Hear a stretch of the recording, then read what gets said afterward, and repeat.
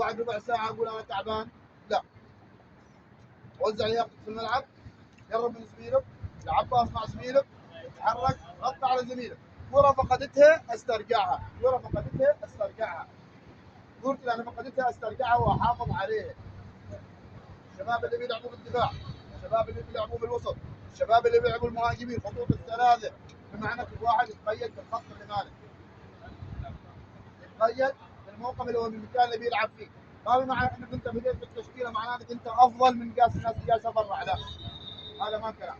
كلكم واحد، مستواكم واحد، وان شاء الله نتمنى لكم التوفيق في المباراه اليوم. مباراه وديه ومباراه تعتبر دوره، ونتمنى لكم الاستفاده والتوفيق ان شاء الله.